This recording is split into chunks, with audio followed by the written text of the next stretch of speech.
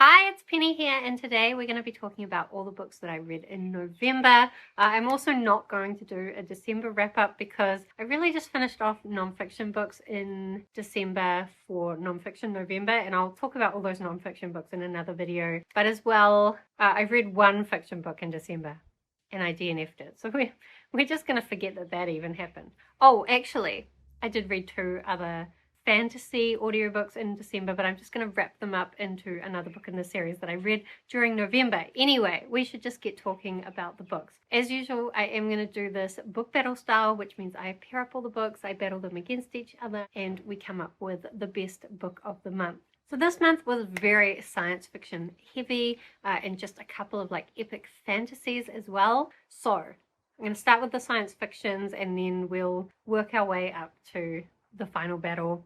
Let's just get into it. We're going to start with the YA science fictions that I read. So first up, we're going to put Do You Dream of Terra-Two by Temi up against The Space Between Worlds by Michaiah Johnson. So firstly, Do You Dream of Terra-Two is a science fiction about this UK space mission to find this new planet that they've discovered called Terra-Two. And it's meant to be this really beautiful place, but it's going to take them 23 years to go. So what they've done is they've got a few older, more experienced astronauts going with this crew of teens, because when the teens get there, they'll be like 40-ish, and they'll be able to set up this new colony in preparation for people that come in the future. But the thing with this book is that it's not really about the space mission. Like, that's the context around what's really happening, but what the story is more about is the relationships between these teens and them figuring out what's important to them. So it's more of like a contemporary, it just happens to be set in this space mission. Also, because I had just before that read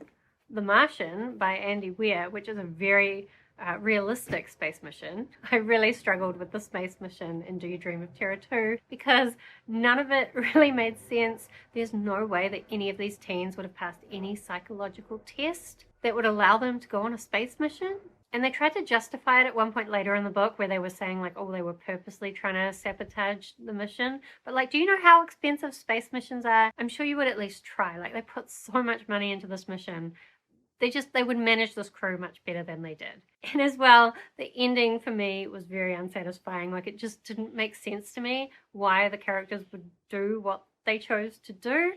However, that said, when I was reading it, I did really enjoy these teens' journey. I enjoyed their interactions with each other. There's a little bit of a romance, which I kind of enjoyed. Just the internal struggles that these teens were trying to overcome doesn't seem like something I'd be interested in. However, that was the part of the story that I really enjoyed. There was also one tiny mention in this story about this Chinese generation ship that went out, basically created some kind of utopia, and at that point decided to like sever ties with Earth and just say, you guys are too problematic, we're gonna be out here in space living our utopian life. And that was never touched on, never expanded on, but oh my god, so much potential in that story. I wish that was the story I'd been reading instead. But at the end of the day, I just don't think I was the target market for this book, but I did still enjoy it to some degree. So I think a lot of people will like this if you're looking for like a more interpersonal space adventure and you're not too worried about the actual plot or the space mission making any sense.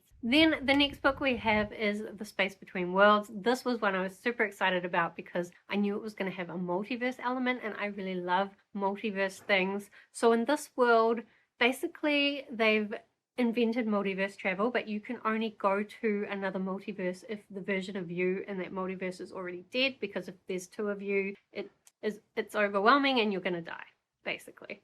So a lot of these agents that they pick out for doing this multiverse travel are people from like lower socioeconomic background, because those are the people who are more likely to have died in lots of different versions of this world. So it talks a lot about equality, and I really liked that. The thing that let this book down is that it was actually more of a dystopian than I was expecting. And even though the multiverse element was in the story, she basically goes to this other multiverse, and then that multiverse is just like this dystopian, and she's trying to help out with the situation there. Her own homeworld is kind of also a dystopian, but similar but different. And it was dealing more with these dystopians, and it felt more like classic YA dystopia. In that part of the story, I just wasn't that interested in. I liked the multiverse part, but there wasn't enough of it for me, and I would have liked it to be a lot more twisty than it was. There was a lot of potential for it to be really twisty, but it just wasn't what I wanted. There were some really good lines, it is really well written, but in the end the story just kind of washed over me, and I don't think it's one that's really going to stick with me. But again, I think that's just because I am not the target market for this story. So both of these YA sci-fis, kind of making the argument that I shouldn't read too many YA books these days, even though I was hopeful I would like both of these. It is a little bit hard because it's been a while since I read these now. So it's a little bit hard to remember which one I liked more. I do feel like The Space Between Worlds is a better story, but at the same time, I connected much more with the characters from Do You Dream of Terra-Two. But the story in Do You Dream of Terra-Two didn't make any sense. Not that I'm sure The Space Between Worlds really made sense either, but YA dystopians, you kind of have to, you know, suspend your disbelief to some degree. Honestly, I think these are pretty even, but since I have to pick one for the book battle, I think just because I connected with the characters more, I am going to select Do You Dream of Terra-Two to go through to the next round. So then I have one other YA sci-fi, and we may as well put it up against those other two just so we can work out what the best YA sci-fi was. So the one that I read was The Catalyst by S.J. Kincaid. This is the third book in the Insignia series, which is all about this world where, I feel like science fiction synopses always start with, there's this world where this is happening. It's fantasy as well, isn't it? Anyway, there's this world, and basically there's this war out in space, and the spaceships out in this war are being controlled by humans with these chips in their head that allow them to control these spaceships. However, it's only teenagers that are able to have these chips in their heads because people who are older kind of can't adapt to them. So it's all these teenagers basically participating in this war, and we're following this boy named Tom, whose father is very against all the corporations that run the world. He also has a connection with this Chinese girl who's on the other side of the war, and he also kind of has a special ability. This is the third book, and I really liked where it took things. Because all these teens have chips in their heads, the chips in their heads are able to manipulate their perception, which sometimes they use in really cool ways for training, but it can also be used against them. And it is definitely used against the main character in this book. S.J. Kincaid, I've also read the Diabolic series by her, and she is not afraid to make her main characters suffer, and Tom suffers. But at the same time, it's also like a really endearing story of friendship. He has these great friendships that he's built up, and the story keeps coming back to the foundation of support that he has from these friends. There are definitely some bits where he's a bit icky teenage boy, and I kind of wish S.J. Kincaid had left those bits out, even though they're probably very realistic. But overall, I thought this was a really satisfying conclusion to the series. I really liked, I thought it was impossible for this last book to really take down the corporations that were ruling this world and turning the dystopia on its head, but it managed to do it in a way that actually seemed fairly plausible. So I was impressed by that. So I feel like you can tell if I'm putting Catalyst up against Do You Dream of Terra-Two, Catalyst was just a much better book. It was a lot smarter, there was a lot more to the story, the characters were much better developed. It probably wasn't quite as angsty, but it was more like real pain. I guess it was a little bit angsty in some bits. But I really enjoyed all the layers to it, and so I'm definitely going to put Catalyst through to the next round. It's going to be the best YA sci-fi that I've read in the month of November. It was November. I don't know what I'm doing anymore. Okay, then let's talk about the other two science fiction books that I read during November. So we have A Psalm for the Wild Built by Becky Chambers up against Dune by Frank Herbert. So we'll start with A Psalm for the Wild Built. This book took me by surprise. I wasn't sure I was going to like it. I'd heard Becky Chambers' science fictions were all very cozy and character-based, and I tend to like really dark things that are more plot-focused than character-focused, even though I think good characters are important too, but I don't see why I shouldn't be able to have it all. But still, usually I'm more worried about the plot. And this book doesn't have much of a plot, but maybe I read it just at the time I needed something really cozy in my life. But I absolutely loved it. I thought the writing was beautiful. The characters were super relatable, even though one of them's a robot. And just the ideas that it's exploring, beautiful. So beautiful. So I guess I should say what this book is about. It is actually a really short book. I bought myself a copy because I loved it this much. Look, it's so cute and beautiful. But it is about this tea monk, and they decide that, well, they're not a tea monk. They decide they want to become a tea monk. So they leave their current position, they leave the city, and they go out traveling around making tea for people and listening to their problems. But then they decide that actually they still want to go even more out into the wilderness, so that's what they do. They start going out into the middle of nowhere. And when they're there, they run across this robot. Now, the thing in this world is I've heard it described as like hope punk. It's like this futuristic world where the robots gain consciousness, and the robots said, you know what, we're just going to go and live in the forest, live in the wild, and please, just could you never talk to us again? And the humans make a deal with them to never talk with them again, and kind of have to find this way to live at peace with nature and without technology or without robots. But now this one robot has come to meet the humans, and he wants to find out, like, what do humans want? It's a very open-ended question. He doesn't really know what that means. And when he runs into the tea monk's like, I don't really know what that means either.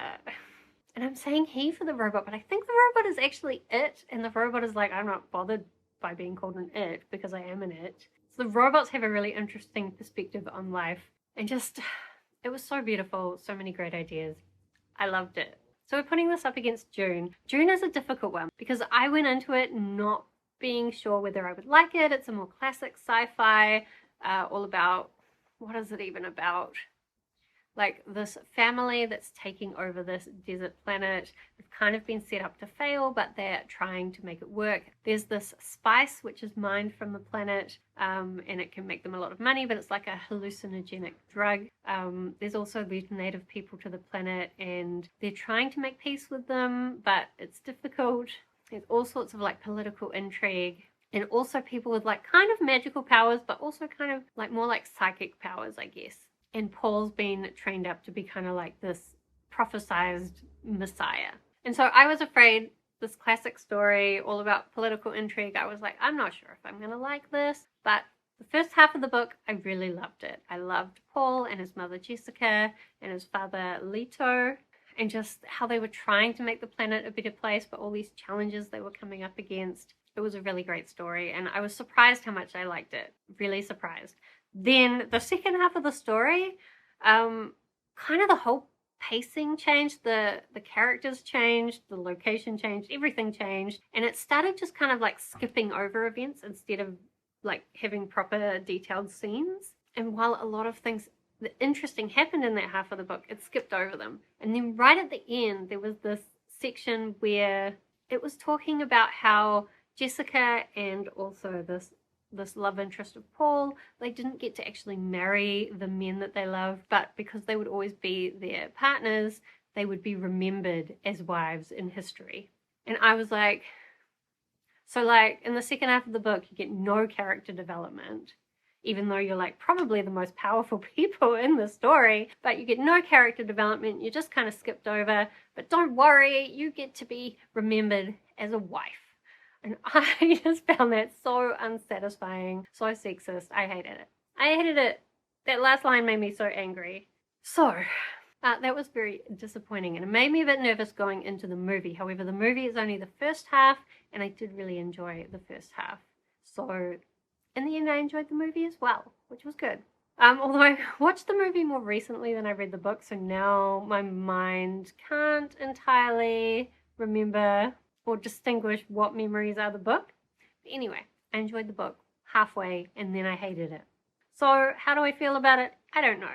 However, if we're putting it up against A Psalm for the Wild Built, which was a book I'm totally in love with, then obviously I'm going to pick A Psalm for the Wild Built and put that through to the next round. And anyway, since we're here, we may as well decide what the best science fiction book of the month was. So we're going to put Catalyst by S.J. Kincaid up against A Psalm for the Wild Built by Becky Chambers. I did like both these books, but I feel like you can tell from the way I'm talking about it, I just loved A Psalm for the Wild Built. The writing was beautiful, whereas the writing in Catalyst is okay, but it's just writing, you know, like there's nothing phenomenal about it. Just well, solidly written, but A Psalm for the Wild Built is beautiful.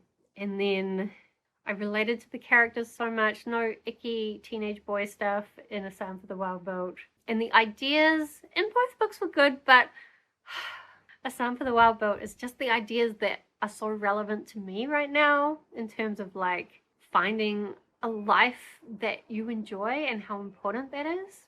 So I'm going to put A Psalm for the Wild Boat through to the next round. We're going to put it up against the next pair of books. So the next pair is my fantasy books that I read for the month. I'm saying it's a pair, but actually I read the final 3 books of the Rainwild Chronicles, which is a quartet in the Realm of the Elderlings by Robin Hobb. And I just kind of listened to the audiobooks of those all in a row, so we're just going to pretend that it's one book as far as the battle goes. So we're going to put the Rainwild Chronicles by Robin Hobb up against The Great Hunt by Robert Jordan. So let me talk more about the Rainwild Chronicles. I have been reading The Realm of the Elderlings and loving the whole experience. I had put off continuing this series because the second book is narrated by a different narrator, and I didn't like their style of narrating. And then what's annoying is the third book was back with the other narrator again, and there were some like names and place names that they didn't pronounce the same at all, which was very annoying. I wish there had just been some more consistency there than we actually got. But still, I love the series. I do think the overall plot arc was probably the least clear of all the series in the Realm of the Elderlings that I've read so far. And I do know there were like some publishing issues with this particular one, so I don't know if that's part of the problem. Because I think this one's the only one that's a quartet. But then those last 2 books are kind of shorter, so I don't know what happened there. But basically, these dragons have been born, but they're not everything everyone had hoped them to be, and they're very difficult to keep in this town where they've been born. So they basically get these outcasts of society to be dragon keepers and take them up to the river where they think they're going to find this mythical city of Kalsingra, where they're going to be able to look after the dragons, and the dragons can grow to be full-grown adult dragons. But at the same time, there are people trying to get dragon parts. What's his name? I forget. The ruler of this other land is really sick, and he would like some dragon parts because he's been told that those would help to heal him. So there's all these people trying to kind of also align themselves with the group in order to get some parts of these dragons. And I think the thing is, Robin Hobb just writes such realistic characters, and the dragons, the perspectives of the dragons, I love. Some of the dragons are like so condescending in their views of humans. They basically think humans are kind of not worth bothering with, but also they're reliant on the humans to look after them. So maybe humans are kind of useful. But I actually really love reading the perspective of creatures that look down on humans, because don't humans kind of deserve it? There were some really wonderful lines in here. One part about humans always like shattering the world and then living amongst the pieces of it, which is fairly accurate about what we do. But I cared so much about all these characters and the way that their different stories intertwined. Robin Hobb always does that so well. Again, so many traumatic things happened. Like, Robin Hobb's another one who's really not afraid to make her characters go through some really hard times, but like going on that journey with them is just such a great experience and makes you feel so close to them. I just realized this video is going to have cicadas all in the back of it, and I'm sorry, but it's summer and I probably can't chase them all away. Anyway, the summary is that the Rainwild Chronicles was a really good addition to the Realm of the Elderlings, but I don't think it was probably the best one. It did have some really interesting themes, because both these dragons have not been born correctly, and also some of these outcasts are people who have been influenced by the Rainwilds, and the Rainwilds causes some children to be born with like scales and claws, and so these children have been taught that they can never breed, because really they think they should be put out in the forest and left to die when they're born, but some of them have not been. And so they're really struggling with deformity and being different, and that's a really strong theme in this story. And I think there's also a lot there, again, similar to A Psalm from the Wild Built, about like finding your place in the world and doing what you want to do regardless of what other people think of you. And I really enjoyed it. I think I've just got one more trilogy left to read in the realm of the Elderlings, and I'm really sad that it's ending. But I'm also really excited to see how it will end. Anyway, so we're putting the Rainwell Chronicles up against the Wheel of Time second book, The Great Hunt. So I continued on with the Wheel of Time. I had read, what's the first book? Eye of the World, a few months back, and then I continued. So we're basically following these group of, I guess they're teens from the small town, but they've become embroiled in kind of this bigger conflict. There's a prophecy that the Dark One is going to come and basically take over the world. It's kind of a circular prophecy though, and there's definitely going to be some twisty time things in this at some point, which I'm looking forward to. But I will say The Great Hunt, while it was kind of interesting, it was one of these audiobooks where it just kind of washed over me and I didn't feel particularly attached to anything that was happening. Like, it's been a couple of months since I read it and I'm actually struggling to think about what actually happened. There's a couple of romances going on and I'm totally like, I don't want either of them to happen. I know at least one happens because I've seen people talk about it and I hate it because it's like an old guy with a young girl, and like, why? Why does that need to happen? There's not even any basis for that romance. I hate it.